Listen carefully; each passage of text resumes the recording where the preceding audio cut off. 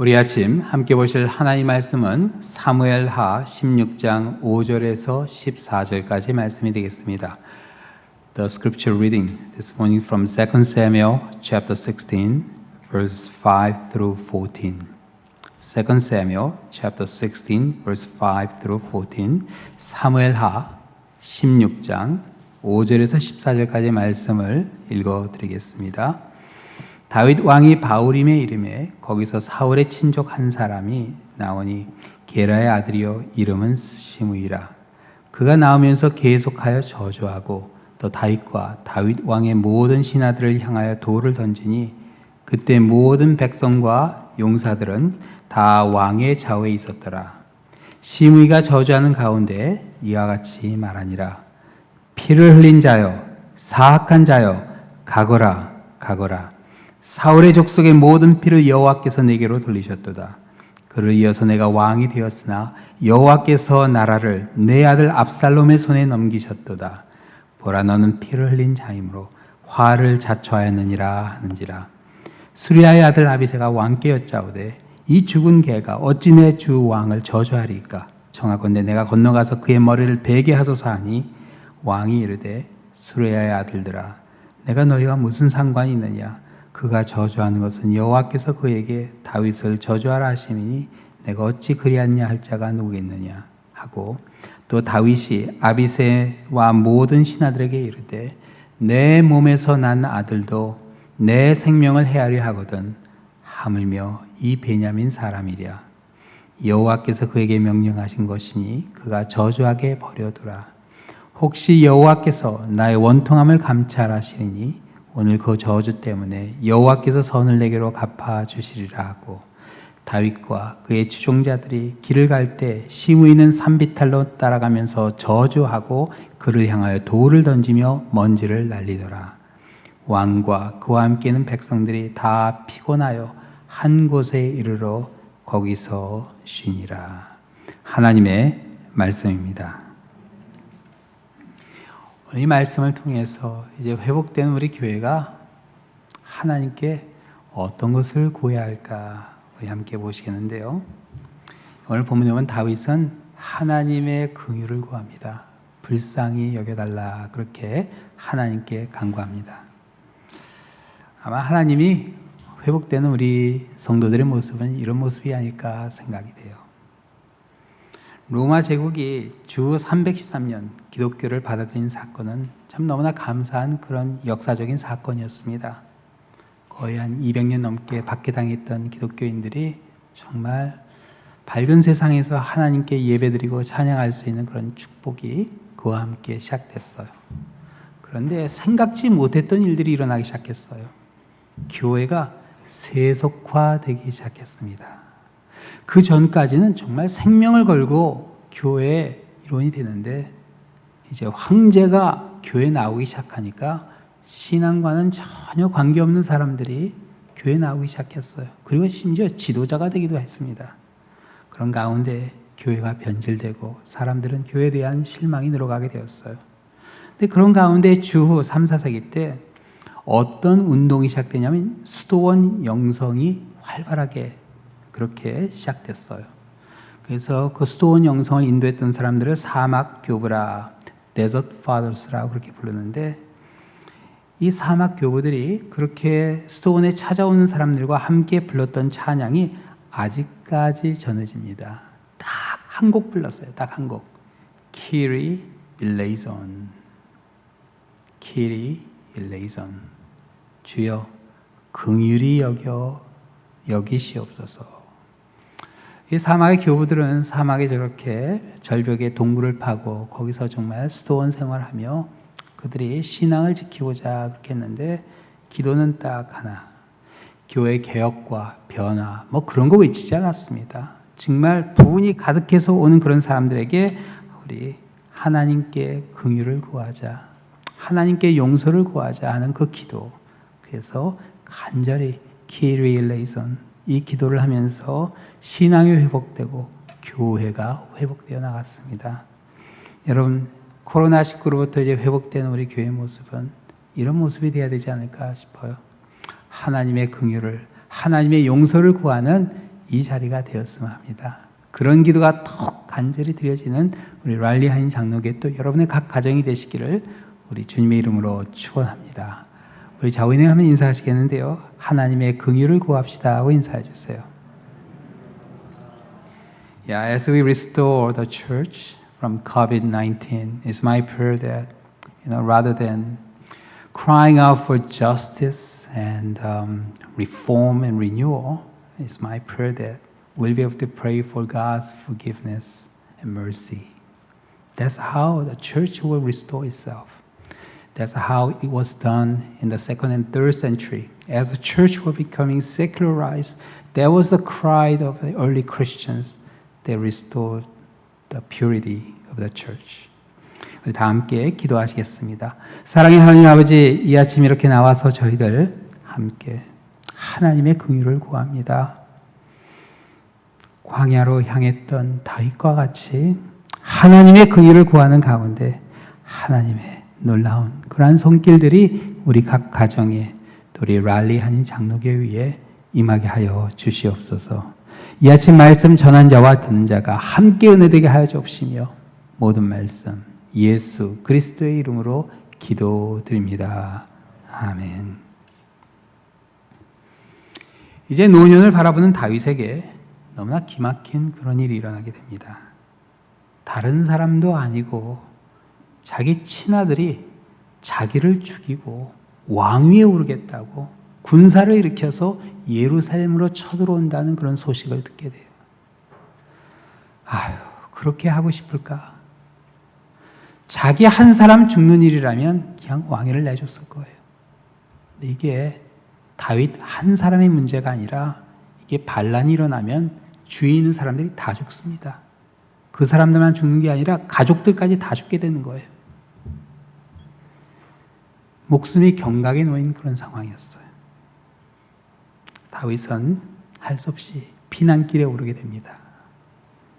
예루살렘에서 이제 피난 갈 수 있는 길이 딱 하나인데 광야로 가는 거였어요.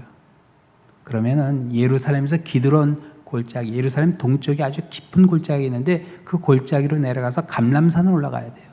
근데 아주 경사가 가파릅니다. 그래서 감람산을 넘어서 딱 보면 유대 광야가 쫙 펼쳐져요. 거의 사막 같습니다. 근데 이제 그 산을 쭉 내려가면은 이제 광야로 들어가는 길목에 마을이 하나 있어요. 그 마을의 이름이 바후림입니다. 그 뜻이 젊은이들의 말이라 하는 그런 뜻이 있어요. 아마 좀 젊은 가정들이 모여 살던 그런 마을이 아닌가 싶어요. 예루살렘은 너무 집값이 비싸니까 아마 그 산 건너편에 그 젊은 가정들이 그렇게 모여 산 게 아닌가 싶어요. 다윗의 피난 행렬을 한번 그려볼 수 있어요. 산 넘어서 이제 그 바후림을 지나가는데 그 마을 사람들 다 나와서 구경했을 겁니다. 안 그렇겠어요? 여러분, 왕은 아무나 볼 수 있는 게 아니었습니다. 뭐 사진이 있었겠어요? 뭐가 다윗이 지나간다 그러는데 호기심에서라도 사람들이 다 나와서 구경했을 거예요. 그런데 얼마나 창피했을까? 정말 고개를 들지 못했을 겁니다. 그럼 좀 조용히 지나가기라도 해줘야 되는데 누가 나오죠? 난데없이 시므이라는 사람이 나와서 다윗을 저주하기 시작했어요. 저주뿐만 아니라 돌을 던지고 먼지를 날리면서 다윗을 저주했습니다. 주위에 다윗의 신하들이 바디가드처럼 쫙 둘러싸고 다윗을 지켜줬던 것 같아요. 그 시므이라는 사람은 사울의 친족으로 게라의 아들로 소개되죠. 시므이가 했던 저주가 7절, 8절에 이렇게 나옵니다. 시므이가 저주하는 가운데 이와 같이 말하니라. 피를 흘린 자여, 사악한 자여, 가거라, 가거라.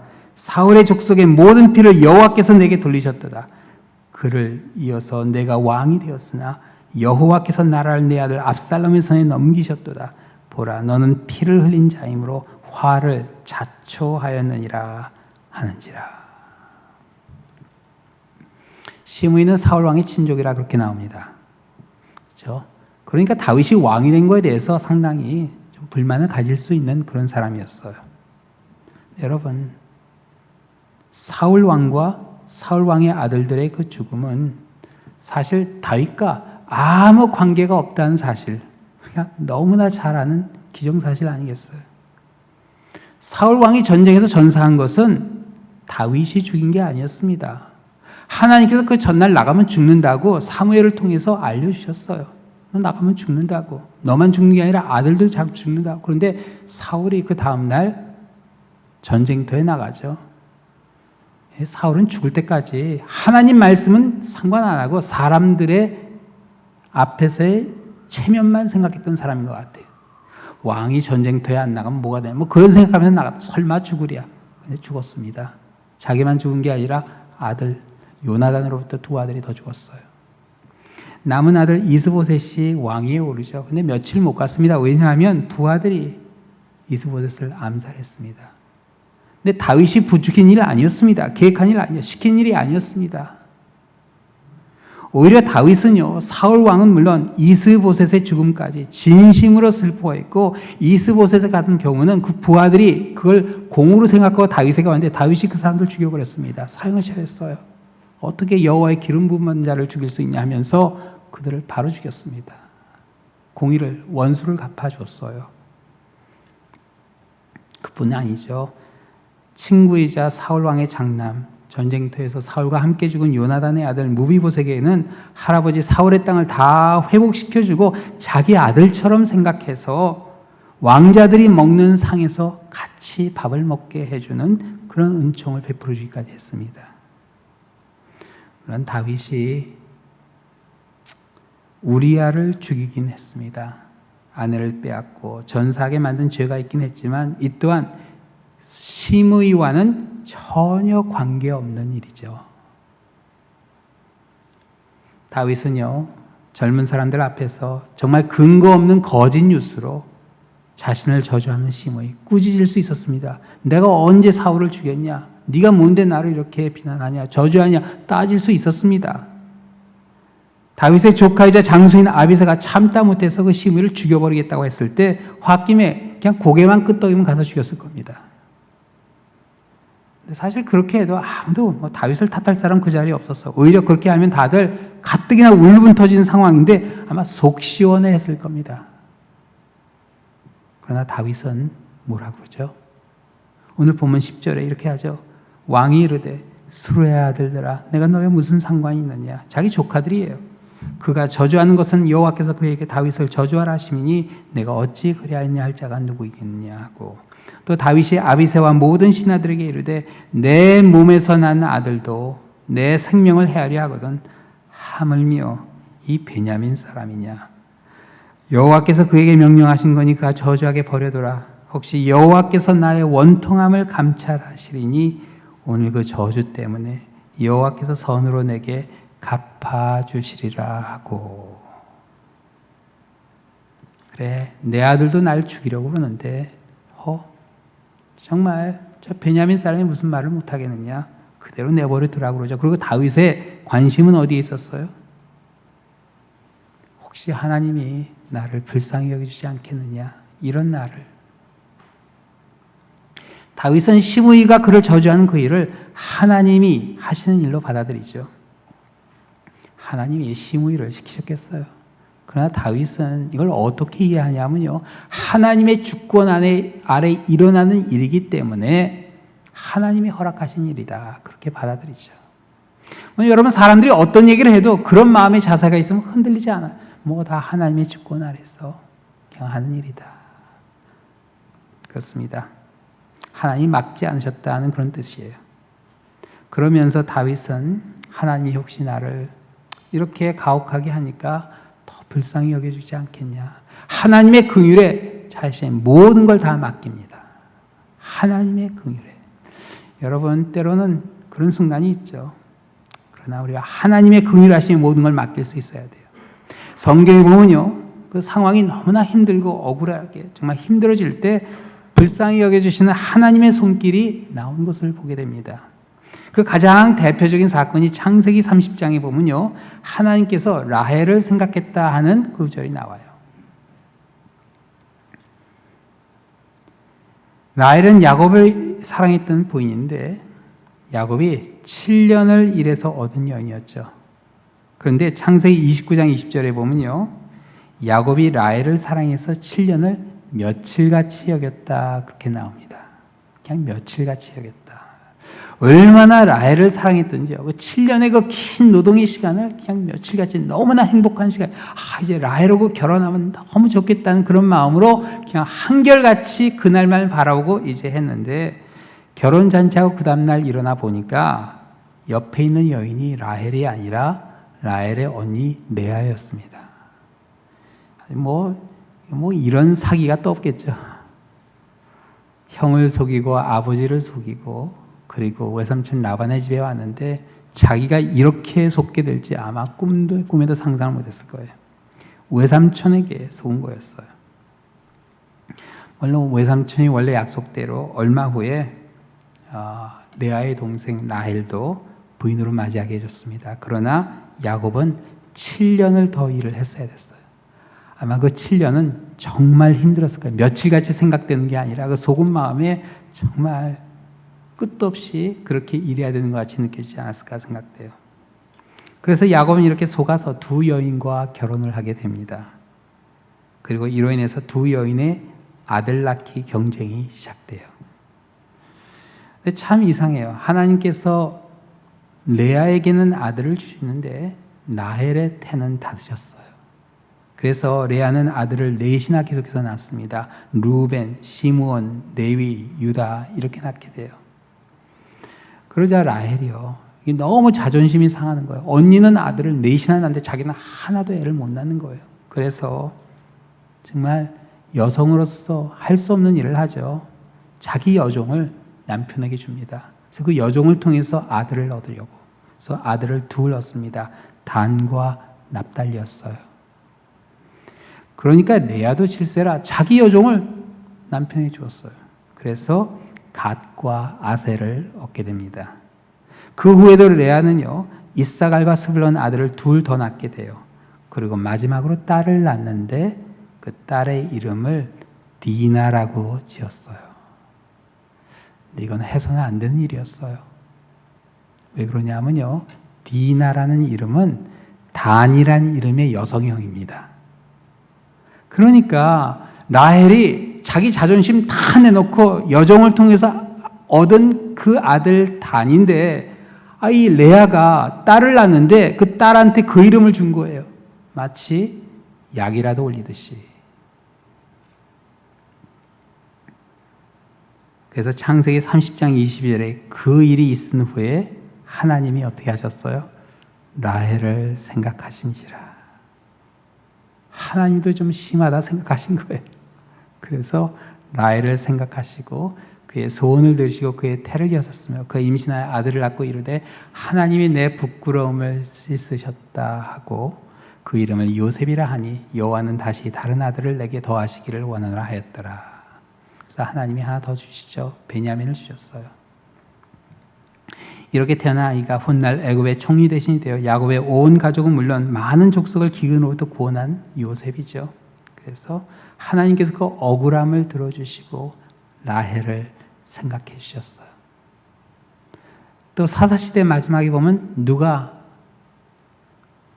그런 하나님의 긍휼히 여김을 입게 되죠? 한나였죠. 한나가 너무나 억울하고 너무나 마음 상해하니까 하나님이 한나에게 아들을 주셨어요. 그 아들이 사무엘이었습니다. 하나님은요, 우리를 불쌍히 여겨주세요. 여러분 꼭 기억하세요. 우리가 뭘 잘해서 그런 게 아니라 하나님이 우리를 긍휼히 여겨주세요. 그래서 우리를 축복해 주시는 그런 하나님의 은혜가 있습니다. 사도 바울 같은 경우는요, 고린도 교회로 인해서 참 마음의 상처를 많이 받았어요. 그런데 하나님이 위로해 주시죠. 고린도후서 1장에 보면 바울은 자신이 체험한 하나님의 위로를 이렇게 간증해요. 찬송하리로다. 그는 우리 주 예수 그리스도의 하나님이시요 자비의 아버지시요 모든 위로의 하나님이시며 우리의 모든 환난 중에서 우리를 위로하사 우리로 하여금 하나님께 받는 위로로서 모든 환난 중에 있는 자들을 능히 위로하게 하시는 이시로다. 그리스도의 고난이 우리에게 넘친 것 같이 우리가 받는 위로도 그리스도로 말미암아 넘치는도다. 이 고린도 교회는 사도 바울이 개척해서 세운 교회였습니다. 근데 이 고린도 교회 교인들이 얼마나 고약했는지 몰라요. 뭐 사도 바울을 뭐 얼마나 힘들게 했는지 뭐 나중에는 뭐 설교를 못한다, 뭐 말을 뭐 잘못 그런 말까지 입에 담아서는 안 되는 그런 말까지 했어요. 그런데 그럼에도 불구하고 하나님께서 바울을 위로해 주시죠. 그래서 어떻게 조금 아니었어요. 그리스도로 말미암아 우리가 받는 위로도 그리스도로 말미암아 넘치도다. 정말 하나님이 너무나 큰 축복을 해주셨어요. 여러분 시편 119편에 보면 하나님이 주신 위로를 이렇게 노래합니다. 내가 사랑하는 주의 계명들을 향하여 내 조를 들고 내 손을 들고 주의 율례들을 작은 소리로 읊조리이다. 하나님의 말씀을 계속 이렇게 작은 소리로 말한다는 뜻이죠. 주의 종에게 하신 말씀을 기억하소서. 주께서 내게 소망을 가지게 하셨습니다. 이 말씀은 나의 고난 중의 위로라. 주의 말씀이 나를 살리셨기 때문입니다. 교만한 자들이 나를 심히 조롱하였어도 나는 주의 법을 떠나지 아니하였나이다. 여호와여 주의 옛 규례를 내가 기억하고 스스로 위로하였나이다. 여러분 시므이 같은 사람이 정말 앞뒤도 맞지 않는 그런 말로 정죄하고 막 저주를 퍼부을 때 여러분 그냥 참고 계시면 안 돼요. 속병 납니다. 참고 계시면 안 돼요. 한계가 있어요. 교만한 자들이 심히 조롱하고 그럴 때 어떻게 해야 돼요? 화내고 무시해버리는 게 아니라 51절 보세요. 교만한 자들이 심히 나를 조롱하였어도 나는 주의 법을 떠나지 아니하였나이다. 여러분 이게 중요한 거예요. 그런 저주를 들을 때 말도 안 되는 얘기 그렇게 할 때 여러분 하나님의 말씀을 붙잡으셔야 돼요. 그냥 꾹 참고 있으면은 병납니다. 무시한 것도 한계가 있어요. 그러나 하나님의 말씀을 붙잡으시면 그 말씀 가운데 위로가 있어요. 하나님이 위로해 주세요. 교만한 사람들이 정죄할 때일수록 하나님의 법, 하나님의 말씀에서 떠나면 안 돼요. 말씀을 붙잡아야 됩니다. 그렇게 하니까 어떻게 되었다고 나오죠? 52절에 여호와여 주의 옛 규례들을 내가 기억하고 스스로 위로하였나이다. 하나님의 위로가 임하게 돼요. 힘을 얻게 돼요. 격려받게 돼요. 하나님의 말씀으로 위로받을 수 있어요. 하나님의 말씀이 우리에게 위로가 됩니다. 그리고 말씀 가운데 하나님께서 위로받을 상황을 만들어주시고 위로하는 위로자도 보내주세요. 그 말씀 가운데 하나님께서 역사하기 시작하세요. 그래서 상황이 변하는데 그 변한 상황을 통해서 위로를 받아요.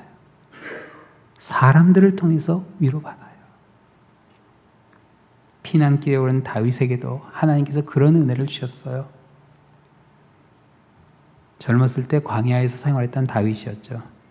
이건 젊었을 때의 얘기고 압살롬에 의해서 이렇게 피난 갈 때 다윗은 이미 노년이었습니다. 그래서 바울임을 지나 얼마 못 가서 오늘 본문에 보면 다윗은 물론 백성들도 같이 있었던 사람들도 다 피곤해서 쉰 곳으로 나와요. 여러분 유대 광야는요 이렇게 보면 정말 손바닥만한 그림자도 없어요. 그 땡볕에서 뭐 가야 얼마나 갈 수 있겠어요. 다 피곤해서 넋을 잃고 쉬는 모습을 그려볼 수 있어요. 그런데 그게 다윗에게 가장 위험했던 순간이었어요. 예루살렘을 점령한 압살롬이 아마 바로 군사를 보내서 다윗을 쫓아갔으면 살아남지 못했을 겁니다. 그리고 반란은 성공했을 거예요. 다행히 압살롬이 그렇게 군사를 보낼 수 있다는 것을 예루살렘에 있던 사독과 아비아달이 그 압살롬 측근에 다윗이 심어놓은 사람이에요. 후세가 알려주게 돼요. 그래서 사실 사독과 아비아달은 법궤를 가지고서 쫓아왔었죠. 그런데 다윗이 뭐라고 그랬죠? 집안 싸움에 끼어들지 말라고. 왜 하나님의 법궤를 아버지와 아들 싸움에. 그래서 다시 돌려보냈어요. 그래서 이 두 제사장이 요나단과 아히마스란 두 사람을 다윗에게 보냅니다. 쫓아올 수 있으니까 빨리 도망가라고. 그런데 그걸 또 어떤 청년이 보고 이 두 사람의 행동이 심상치 않으니까 압살롬에게 고발해서 바로 군사가 추격하게 돼요. 뭐 영화 한 장면 같죠. 압살롬의 군사들이 추격해서 이 두 사람이 도망가는데 사실 이게 이 광야로 들어가면 그 넓은 광야에 사람 금방 보입니다. 그래서 이 광야로 들어가기 전에 어디 가서 숨냐 하면은 바후림에 들어가서 숨었어요. 다윗이 지나간 지 몇 시간 안 됐는데 그 마을로 다시 들어간 거예요. 근데 참 놀라워요. 그 마을에서요, 이 두 사람을 숨겨주는 그런 사람들이 나오게 됩니다. 오늘 보면 다음 장이든 사무엘하 17장에 나온 내용인데 이렇게 나와요. 한 청년이 그들을 보고 압살롬에게 알린지라. 그 두 사람이 빨리 달려서 바후림 어떤 사람의 집에 들어가서 그 뜰에 있는 우물 속에 내려가니 그 집 여인이 덮을 것을 가져다가 우물 아귀에 덮고 찌은 곡식을 그 위에 널매 전혀 알지 못하더라. 참 지혜로운 여인이죠. 우물 속에 쏙 들어갔는데 거기 탁 피고서 곡식을 쫙 깔아놓으니까 이거 뭐 너무 다 깜짝 같은 거예요. 우물이 있는지도 모르겠죠. 자, 압살롬의 종들이 그 집에 와서, 압살롬의 군사입니다. 와서 여인에게 묻되 아하메아사 요나단이 어디 있느냐 하니 여인이 그들에게 이르되 그들이 시내를 건너가이다 하니 그들이 찾아도 만나지 못하고 예루살렘으로 돌아가니라. 여러분, 들키면 어떻게 된 줄 아세요? 그 두 사람만 죽는 게 아니라 그 여인, 숨겨준 사람, 가족들 다 죽는 겁니다. 그렇죠? 근데 참 지혜로웠어요. 그 두 사람을 숨겨주고 이 두 사람의 경고로 해서 다윗은 요단강을 건너서 피신하게 돼요. 바후림 사람의 도움이 없었다면 다윗은 그날 죽었을 겁니다. 근데 아세요? 다윗을 저주했던 시므이는 바후림 사람입니다. 그냥 주민 중에 한 사람이 아주 그 마을의 유지였어요. 그러니까 시므이가 그 다윗을 그렇게 저주한 건 믿는 구석이 있었기 때문에 그 마을 사람들이 다 자기 사람이니까 그 마을 사람들 믿고 그렇게 저주한 겁니다. 자, 그런데 다윗이 그날 시므이를 단칼에 죽여버렸다면 어떻게 됐을까요? 팔이 안으로 굽는다고 바후림 주민들은 아마 다윗으로부터 돌아섰을 겁니다. 그 순간 시므이가 했던 그 저주가 맞는 것 같이 느껴졌을 거예요. 다윗은 저렇게 잔인한 사람이구나. 저 동네 어르신을 저렇게 그냥 단칼에 죽여버리는 그런 사람이구나. 그러나 시므이가 퍼붓는 그 저주와 던지는 돌을 맞으며 광야로 피난 가는 다윗의 모습, 그 모습은요 정말 도움이 필요한 왕의 모습이었습니다. 안 그렇겠어요? 그런 모습이 너무나 불쌍해 보였는지 바후림 주민들의 마음은요 예루살렘의 새 주인으로 나타난 압살롬에게보다는 다윗에게 더 기울었던 것이 아닌가 싶어요. 결정적인 그 순간에 그 마을 사람들은 생명을 걸고 마을 전체의 생명을 걸고 다윗을 도와준 겁니다. 다윗이 그거 기억해요. 나중에 돌아올 때. 그리고 시므이 용서해 줍니다. 여러분, 그러나 그날 하나님께서 다윗을 긍휼히 여겨주셨어요. 불쌍히 여겨주셨어요. 그래서 여러분 시편 71편은 다윗이 압살롬에게 쫓겨 피난 갈 때 지은 시라 그렇게 나오는데 다윗이 이렇게 노래했어요. 늙을 때 나를 버리지 마시며 내 힘이 쇠약할 때 나를 떠나지 마소서. 예전에 다윗이 아니었어요. 골리앗 앞에 섰던 다윗이 아니었습니다. 사울이 쫓겨다닐 때 그 광야로 그렇게 날렵하게 그렇게 피해 다니던 다윗이 아니었습니다. 이미 너무 나이가 들었어요. 너무나 힘에 겨운 그런 순간이었어요. 근데 내 원수들이 내게 대하여 말하며 내 영혼을 엿본 자들이 서로 꾀하여 이르기를 하나님이 그를 버리셨은즉 따라잡으라 건질 자가 없다 하오니 따라잡으라 건질 자가 없다 하오니 하나님이여 나를 멀리하지 마소서 하나님이여 나를 속히 도우소서. 압살롬에게 다윗을 쫓아가서 죽이라고 조언한 그 책략가가 있었어요. 그 사람 이름이 아히도벨입니다. 압살롬이 아히도벨의 말을 들었으면 반란에 성공했을 거예요. 근데 다윗의 심어놓은 후세가 그렇게 하지 말고 다윗은 아무리 그렇게 허술해 보이고 나이가 들어 보여도 그게 만만치 않을 거라고 좀 기다렸다 가라고. 그래서 다윗이 살아남긴 했어요. 근데 아히도벨은 알았어요. 지금 쫓아가면 죽일 수 있다는 거. 아히도벨은 원래 다윗 밑에 있는 사람인데 왜 이 사람이 이렇게 다윗에게 무슨 억한 감정이 있어서 이랬을까 하는데 나중에 찾아보면요. 아히도벨의 손녀가 밧세바였습니다. 자기 손녀딸의 가정을 그 지경을 낸 다윗. 죽이고 싶었을 거예요.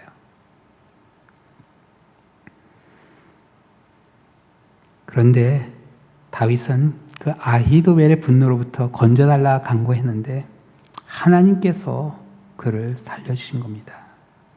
함께 해주셨어요. 여러분, 인생을 살다 보면 시므에게 저주받았던 다윗과 같이 정말 억울하고 속상한 그런 일들이 있어요. 정말 말도 안 되는 말을 가지고 만들어내서 그렇게 우리의 마음을 상하게 할 때 여러분, 우리가 생각해야 될 것은 그 저주나 그런 말들이 아니라 우리 또한 죄가 없지 않음을 기억해야 돼요. 우리 자신의 죄를 생각하면 하나님의 공의를 구하기보다는 긍휼을 구하게 됩니다. 그래서 하나님, 저는 죄인입니다. 이 기도할 수 있어야 돼요. 사막의 교보들은요, 세속화된 교회에 실망하고 스도원에 찾아온 사람들에게 하나님의 긍휼을 구하게 했어요. 주여 나를 긍휼히 여겨 주시옵소서. 실망스러운 그 현실에서 사탄은요, 우리가 분노에 사로잡히기를 원해요. 하나님의 공의를 외치며 사람을 정죄하고 비난하기를 원합니다. 그런데 예수님께서는 어떻게 하기를 원하셨죠? 마태복음 5장에 보면 산상수훈에 예수님께서 이렇게 말씀해 주셨어요. 비판받지 아니하려거든 비판하지 말라. 너희가 비판한 그 비판으로 너희가 비판을 받을 것이요 너희가 헤아리는 그 헤아림으로 너희가 헤아림을 받을 것이니라. 어찌하여 형제의 눈 속에는 티는 보고 내 눈 속에는 들보는 깨닫지 못하느냐. 보라, 내 눈 속에 들보가 있는데 어찌하여 형제에게 말하기를 나로 내 눈 속에는 티를 빼게 하려 하겠느냐. 외식하는 자여, 먼저 내 눈 속에서 들보를 빼어라. 그 후에야 밝히 보고 형제의 눈 속에서 티를 빼리라. 우리 주님께서는요, 우리에게 비판하지 말고 우리 자신을 먼저 살피라 그렇게 말씀하셨어요. 그 고린도전서 4장에 보면요, 사도 바울은 고린도 교회 교인들에게 이렇게 권고했습니다. 그러므로 때가 이르기 전에 곧 주께서 오시기까지 아무것도 판단하지 말라. 그가 어두움에 감추인 것들을 드러내고 마음의 뜻을 나타내시니 그때 각 사람에게 하나님으로부터 칭찬이 있으리라. 아무것도 판단하지 마라. 판단하지 않은 사람들에게 칭찬이 있으리라. 우리 이 자리에 계신 모든 분들은 다 칭찬받는 분들이 되시기를 축원합니다. 여러분, 때로는 그래요. 우리가 정확히 안다 생각하지만 한 면만 알 때가 더 많습니다. 그래서 우리 주님이 오시기까지 아무것도 판단하지 아니하는 그런 가운데 우리 자신을 살펴보는 그런 우리의 모습이 되었으면 해요. 로마서 14장에 사도 바울이 또 이런 이야기를 하죠. 내가 어찌하여 형제를 비판하냐. 어찌하여 내 형제를 업신 여기느냐. 우리가 다 하나님의 심판대 앞에 서리라. 기록되었을 때 주께서 이르시되 내가 살았노니 모든 무릎이 내게 꿇을 것이요 모든 혀가 하나님께 자백하리라 하였으니라. 이러므로 우리 각 사람이 자기 일을 하나님께 직고하리라. 그런즉 우리가 다시는 서로 비판하지 말고 도리어 부딪힐 것이나 거칠 것을 형제 앞에 두지 아니하도록 주의하라. 다 하나님 앞에 서자고 그러죠. 여러분, 마틴 루터가 종교 개혁을 했을 때 사람들이 얼마나 마음이 강팍해졌는지 몰라요. 교회를 좀 새롭게 하기 위해서 종교 개혁을 했는데 막 그 전쟁 속에서 더 마음이 강팍해진 거예요. 그런 마음으로 무슨 교회를 세우겠어요? 그렇죠? 교회를 욕하고 교황을 욕하고 또 그쪽에서는 뭐 루터를 막 비난하고 막 그런 가운데 사람들의 마음이 갈기갈기 찢어지는 그런 가운데 루터가 뭘 외쳤는지 아세요? 코람 데오. 우리 하나님 앞에 섭시다. 하나님 앞에 섭시다.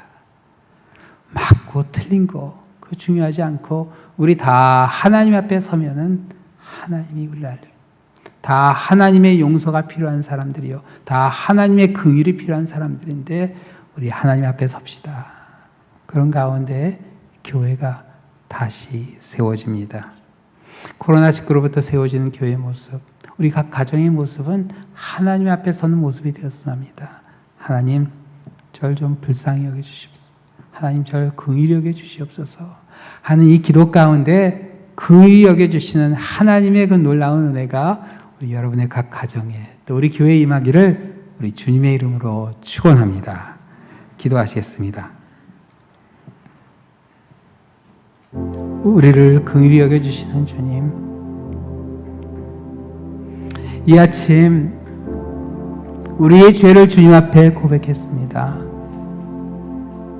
다른 사람을 탓할 것이 아니라 우리 자신이 죄인임을 주님 앞에 고백합니다. 주님, 용서하여 주시고 우리를 긍휼히 여겨 주시옵소서. 코로나19로부터 회복되는 우리 각 가정, 또 우리 교회 모습은 하나님 앞에 눈물을 흘리는 자리가 되게 하여 주시옵소서. 하나님 앞에 너무나 부끄러운 우리의 모습을 주님 앞에 고백하며 하나님의 그 불쌍히 여기심과 긍휼하심만 구하는 가운데 하나님께서 이 자리를 새롭게 하여 주시고 변화시켜 주시고 우리 교회를 새롭게 세워주시라 확신합니다. 눈물이 있는 자리가 되게 하여 주시고 간절히 하나님의 긍휼을 구하는 이제 회복되는 우리 교회가 되게 하여 주시옵소서. 모든 말씀 예수 그리스도의 이름으로 기도드립니다. 아멘. 다 같이 일어나서 찬양하시겠습니다. 마음이 상한 자를 고치시는 주님, 하늘의 아버지 날 주관하소서. 주의 길로 인도하사 자유케 하소서. 새 일을 행하사 분케 하소서. 의에 줄이고 목이 마르니 성령의 기름 부으소서. 의에 줄이고 목이 마르니 내 잔을 채워 주소서. 성령으로 채우사 주보게 하소서. 주의 임재 속에 은혜 알게 하소서. 주 뜻대로 살아가리 세상 끝날까지. 나를 빚으시고 새날 열어주소서. 의에 줄이고 목이 마르니 성령의 기름 부으소서. 의에 줄이고 목이 마르니 내 잔을 채워 주소서. 의에 줄이고 의에 줄이고 목이 마르니 성령의 기름 부으소서. 의에 줄이고 목이 마르니 내 잔을 채워 주소서. 우리 함께 기도하겠습니다. 하나님은 우리가 우리의 죄를 고백하며 하나님의 긍휼을 구하는 것을 원하십니다. 그러나 우리 마음이 어느 한순간 너무나 억울하고 막 분이 치밀어 올라오는 그런 상황이 일어날 수 있습니다. 정의를 외치고 변화를 외치고 개혁을 외치는 그런 강팍한 마음이 채워질 수 있어요. 이게 다 사탄의 유혹입니다. 하나님께서는요, 우리가 하나님의 긍휼을 구하기를 원하세요. 마음이 상한 자를 고쳐주시는 우리 주님이세요. 우리를 위로해 주시고 하나님의 역사하기 시작하시고 하나님께서 새로운 변화를 시작하십니다. 우리의 아픔을 위로해 주시고 우리를 새롭게 하시는 하나님의 의를 구하는 기도를 드렸으면 합니다. 우리 함께 우리 주여 한번 외치고 하나님의 의를 우리를 위로하시는 하나님의 그 손길을 체험하게 해 주시옵소서 하는 간절한 기도 이 아침 우리 함께 드리도록 하겠습니다. 한번 주여 외치겠습니다. 주여 아버지 주님께서 함께 해주시고 우리의 죄를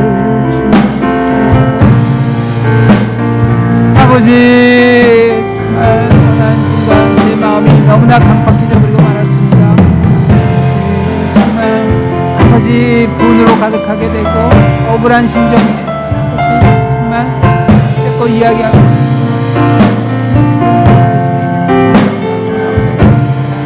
아버지 용서하여 주시옵소서. 아버지 그러한 사탄의 유혹에 흔들리지 않게 하여 주시고 다윗과 같이 아버지 주님 앞에 긍휼을 구하게 하여 주시옵소서. 아버지 우리를 불쌍히 여겨 주시옵소서. 긍휼히 여겨 주시옵소서.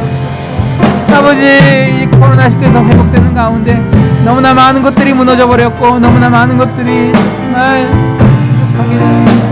그러나 주님 우리를 불쌍히 여기사 아버지 회복시켜 주시고 일꾼들을 보내주시고 세워주시고 함께 주님의 몸된 교회를 세워가게 하여 주시고 하나님의 뜻을 이루어가게 하여 주시옵소서. 아버지 이 자리에는 눈물만 있게 하여 주시옵소서. 우리 성도들의 눈물로 이 자리가 아버지 채워지게 하여 주시고 아버지 이 눈물을 병에 담으사 아버지 주님께서 우리를 긍휼히 여겨 주시옵소서. 아버지 다윗의 기도와 같이 주님께서 우리를 붙잡아 주시고 새롭게 하시는 인생의 삶이 있습니다. 아버지 역사하시고 우리를 붙잡아 우리 한 번 더 간구하겠습니다. 이제 회복된 우리 랄리아인 장로교회 이 자리에는 하나님의 긍휼을 구하는 눈물의 자리가 될 수 있도록 눈물이 가득해지는 자리가 될 수 있도록 우리 하나님 앞에 정말 그 긍휼을 구하는 가운데 하나님의 손길을 간절히 기다리는 우리의 섬김과 살기 될 수 있도록 우리 기도하겠습니다. 사랑의 하나님 아버지 정말 이 자리에 성도들의 눈물이 가득하게 하여 주시옵소서. 아버지 어느 한순간 우리의 눈물이 메말라지고 말았습니다. 아버지 하나님의 마음을 헤아리며 안타까워하고 속상하게 하기보다 아버지 우리의 마음이 너무나 조급해지고 아버지 정말 우리의 마음이 정말 너무나 감격해졌습니다. 용서하여 주시옵소서. 주님을 바라보게 하여 주시고 주님 안에 아버지 이 재단을 위해서 눈물을 흘리는 성도들의 기도가 더 깊어지게 하여 주시고 아버지 우리 성도들의 그 간절한 기도 가운데 주님의 뜻이 이루어지게 하여 주시고 이 자리가 채워지게 하여 주시고 상한 심령이 주님께 드려지게 하여 주시고